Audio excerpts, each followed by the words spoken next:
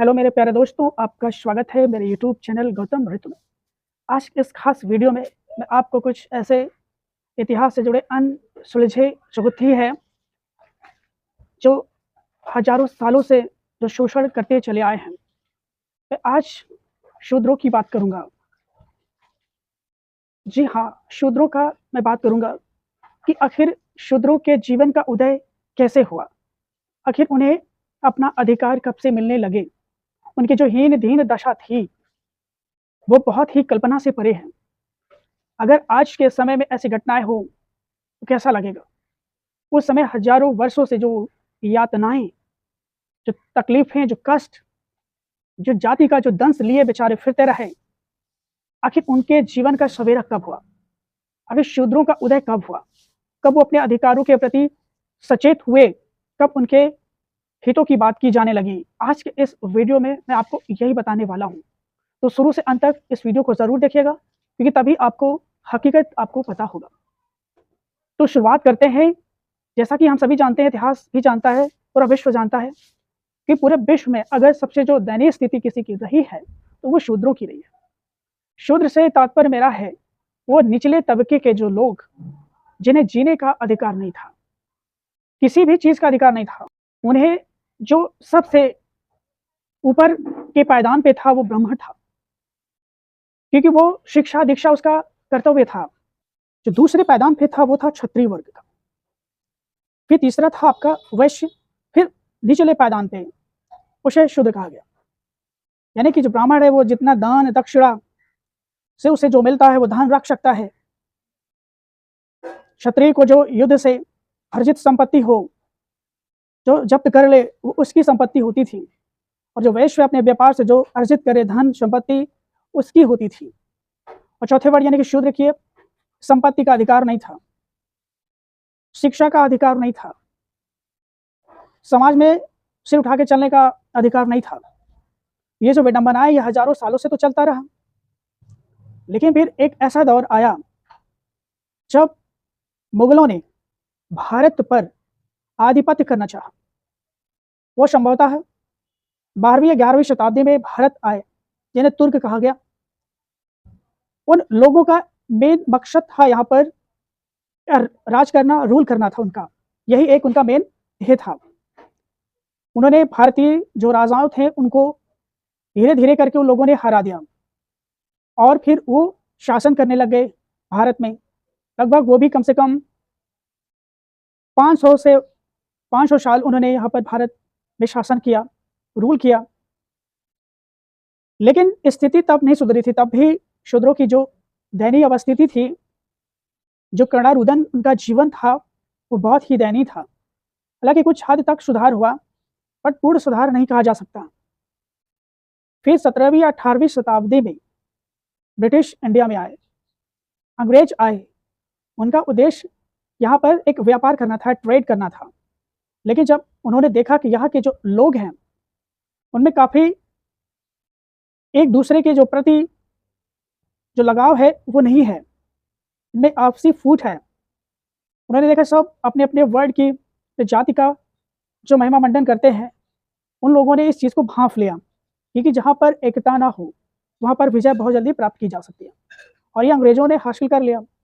उन्होंने धीरे धीरे करके मुगलों को भी अपने अधीन कर लिया, आधिपत्य कर लिया।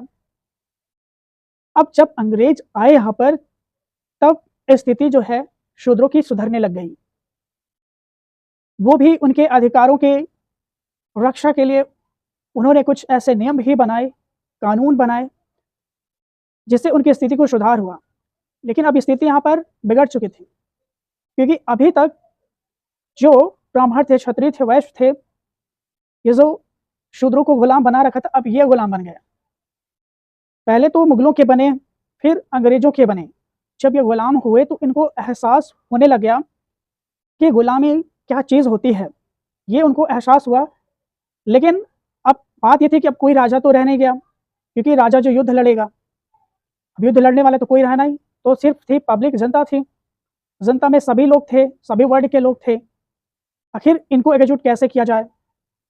तब जो बड़े बड़े ब्राह्मण थे, क्षत्रिय थे, वैश्य थे, तो है जिन्हें कह दो कि जो पढ़े लिखे समाज के जो तबके के थे, अब वो भी शूद्रों को एकजुट करने की कोशिश करने लग गए, क्योंकि उनको पता है कि अगर हम एकजुट नहीं हुए तो हम हमेशा के लिए गुलाम बन जाएंगे। यानी कि शूद्रों वाली स्थिति अब हमारी है, क्योंकि उनको अब कोई आज़ादी नहीं है, कोई फ्रीडम नहीं है, कोई स्वतंत्रता नहीं है।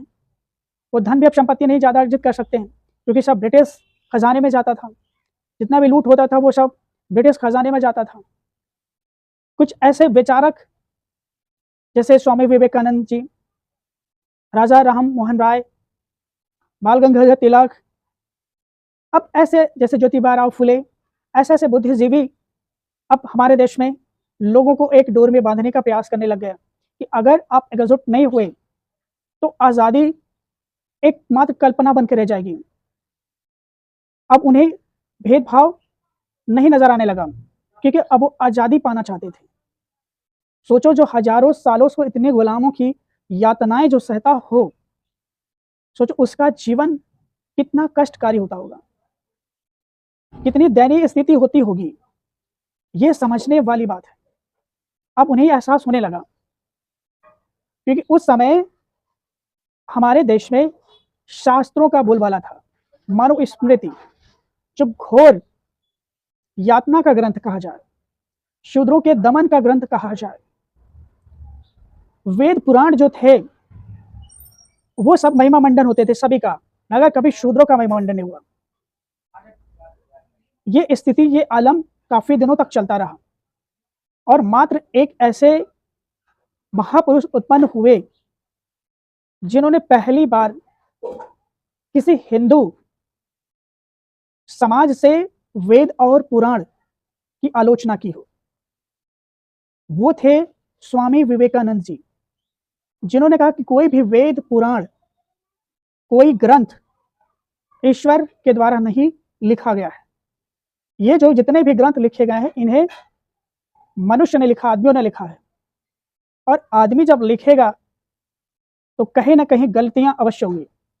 ये पहली बात स्वामी विवेकानंद जी ने रख दिया। सब लोग हैरान हो गए कि ऐसे कैसे कह सकते हैं, क्योंकि वेद ग्रंथ ईश्वर द्वारा रचित है। अब ईश्वर द्वारा रचित कह देने से इससे क्या होगा कि जो कोई भी धर्म का, कोई भी जाति का उस धर्म और ग्रंथ के खिलाफ नहीं जाएगा, क्योंकि वहां पर ईश्वर की बात आ गई, ईश्वर की सत्ता की बात आ गई। उसे कोई भी अब अवैध नहीं कर सकता है, और ये होता रहा काफी सालों तक। फिर विदेश से पढ़कर राजा राम मोहन राय, क्योंकि 14वीं शताब्दी में, 15वीं शताब्दी में इंग्लैंड में रेनेसा आ गया था, पुनर्जागरण काल आ गया था। पुनर्जागरण काल का मतलब ये होता है कि जो पुरानी मान्यताएं हैं, जो रूढ़िवादिता है, उसको त्याग कर एक नई चेतना की ओर जाने, एक रिवाइवल यानी कि पुनर्जागरण, यानी कि हमारी जो अंधविश्वास है, अज्ञानता, उसको त्याग कर ज्ञान यानी साइंस, दर्शन की तरफ हम अग्रसर हो। ये उनका मेन उद्देश्य था।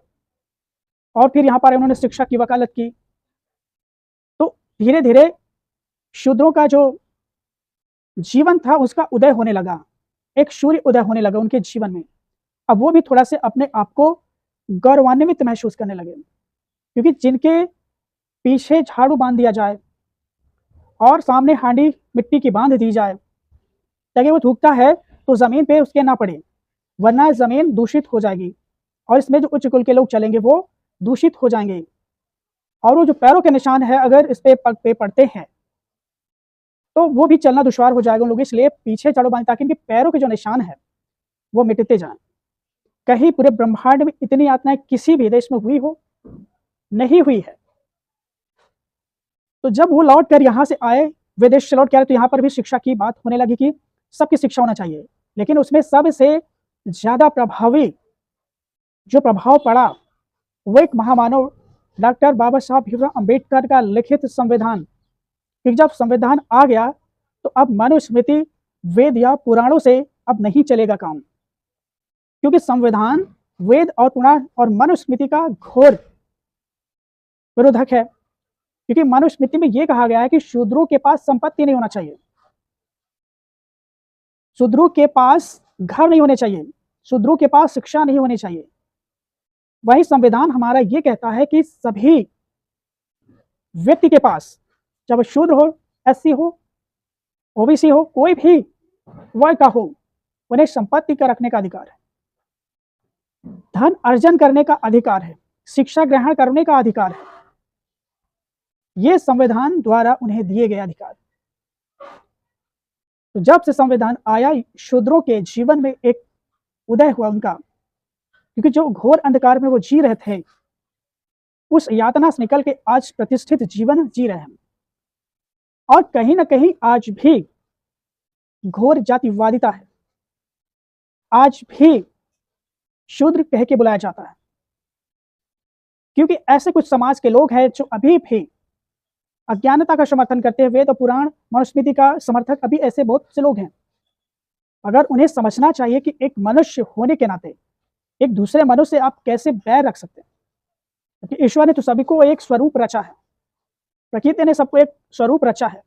तो आप भेद करने वाले कौन होते हैं? आप दूसरों के अधिकारों को छीनने वाले कौन होते हैं? ये पूरी गाथा इतिहास की है, यही सच्चाई है कि किस तरह से उन्हें हजारों सालों से किया गया। जब हमारा देश आजाद हुआ तब उनको सब अधिकार मिलने लग गए। 1956 में अस्पृश्यता का उन्मूलन यानी कि छुआछूत का अंत संविधान में दिया गया कि कोई भी व्यक्ति किसी छुआछूत नहीं करेगा। जबकि मनुस्मृति कहा गया कि कोई भी शूद्र मंदिर में नहीं जा सकता, कोई व्यापार नहीं कर सकता, जीविकोपार्जन नहीं कर सकती। वही संविधान यह अधिकार देता है कि व्यक्ति को अपनी आस्था श्रद्धा के अनुसार किसी भी धर्म को मानने की स्वतंत्रता है, किसी भी मंदिर देवालय में जाने की अनुमति है, उसे कोई नहीं रोक सकता। तब जाके जब शिक्षा का अधिकार मिला, शिक्षित हुए, तब जाके एक समानता आई, वरना इस अंधकार में जीवन में जीकर उनका ना कोई अतीत है ना कुछ होता है। क्योंकि जो गुलाम होता है, जो दास होता है, उसके कोई सपने नहीं होते हैं, उसके कोई अधिकार नहीं होते हैं, वो सपने नहीं देख सकता, धन अर्जित नहीं कर सकता, अच्छे कपड़े वस्त्र नहीं पहन सकता।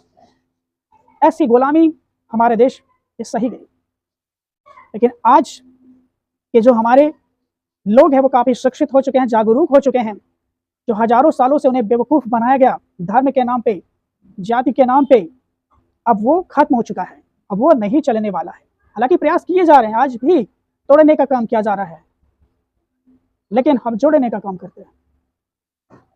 यही मेरा एकमात्र मोटिव उद्देश्य था कि मैं आपको इतिहास से जुड़ी शूद्रों के जीवन का उदय के बारे में मैं आपको बताऊं। बहुत बताने को है अभी। अब मैं नेक्स्ट वीडियो में एक नई घटना के साथ मैं आपसे मिलता हूं, फिर इतिहास से कुछ अनसुलझे पन्ने मैं खोजकर आपके सामने प्रस्तुत करूंगा। प्रचार प्रसार करना मेरा कर्तव्य है कि जागरूकता समाज में हमारे फैले, हमारे समाज के लोग अग्रसर हों, जागरूक हों और अपने अधिकारों के प्रति सजग, सतर्क, जागरूक रहें। आई होप ये वीडियो जरूर आपको पसंद आया होगा। पसंद आए तो लाइक, कमेंट, शेयर, सब्सक्राइब जरूर करें। बस आपसे बस यही याचना कर सकता हूँ। मिलते हैं नेक्स्ट वीडियो में एक नई सोच, नई घटना के साथ। तब तक अपने मित्र सखा गौतम ऋतु को दीजिए इजाजत। नमस्कार।